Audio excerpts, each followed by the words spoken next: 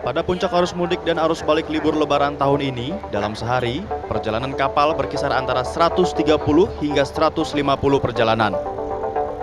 Untuk mengatur keluar masuk kapal di Pelabuhan Bakauheni, ada LPS atau Local Port Service yang terus memantau pergerakan kapal di area perairan Pelabuhan Bakauheni. Selain itu, pergerakan seluruh kapal yang melintas di perairan Selat Sunda juga termonitor oleh petugas di LPS. LPS memastikan kapal mana yang first in, first come, dan mana yang first berth. Jadi, dia untuk melakukan itu, maka dia memastikan bahwa ada nggak kapal di dalam, apa yang akan diganti, apa yang akan dilalui, dermaga mana yang akan dituju. Nah, itu diatur oleh teman-teman LPS ini. Sehingga ketika kapal sudah mendekati area, dia sudah tahu, saya akan sandar di dermaga 4 misalnya. Maka teman-teman LPS akan memberitahu, karena dermaga 4 ini di belakangnya ada dermaga 1, 2, 3, dan dermaga 7, maka dia akan memberitahu. Dan akan memberitahu juga kepada teman-teman yang berada di antara 1, 2, 3, 4, dan 7 untuk jangan melakukan gerakan dulu. Pada dasarnya, jalur kapal dari Pelabuhan Merak menuju Pelabuhan Bakauheni atau sebaliknya memotong jalur internasional yang berada di Selat Sunda. Dalam hal ini, LPS memiliki tanggung jawab untuk mengkoordinir kapal-kapal yang berada di area kolam. Jika kapal sudah lepas dari area kolam, maka sinyal akan diserahkan ke VTS yang bertugas untuk mengatur kapal ketika menyeberangi jalur internasional.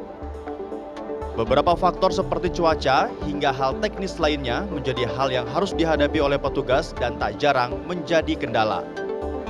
Terutama dari faktor cuaca ya, dari alam, karena alam itu tidak bisa diprediksi. Kadang arusnya kencang, angin, dan faktor lainnya. Dan kedua, faktor dari kapalnya sama SDM manusianya juga. Jadi dari kapal itu kadang ada speed kapal yang tidak menempuh untuk sailing 1 jam 20 menit itu dikarenakan speednya kurang. Kita rata-rata speednya itu 10 poin sekian ya. Untuk yang kurang dari 10 poin sekian itulah yang membuat kita terhambat. Untuk itu yang disebut dengan delay. Menjalani profesi dengan tanggung jawab yang berkaitan dengan keselamatan, membuat para petugas menghabiskan lebih banyak waktu untuk mengabdi. Saat hari raya, mereka justru hanya menyaksikan ribuan manusia berbondong-bondong untuk berkumpul bersama keluarga dari ruang pantau pelabuhan.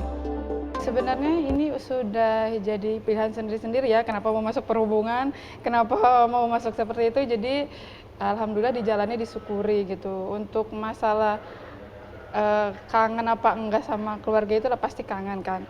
Nggak pulang berarti nggak rindu kan, bukan berarti nggak rindu ya tetap. Tapi kita syukuri, kita jalani demi melancarkan arus mudik balik 2025 ini. Rasanya sedih. Rasanya itu kayak saat lihat orang pulang mudik, ketemu keluarga jauh-jauh, tapi kita harus tetap berjaga. Meski tidak bertemu dengan keluarga pada momen hari raya, para petugas tetap berbagi kebahagiaan meski harus berdampingan dengan tugas yang diemban. Naufal Zakwan, Septiadi Pradana, Bakauheni, Lampung.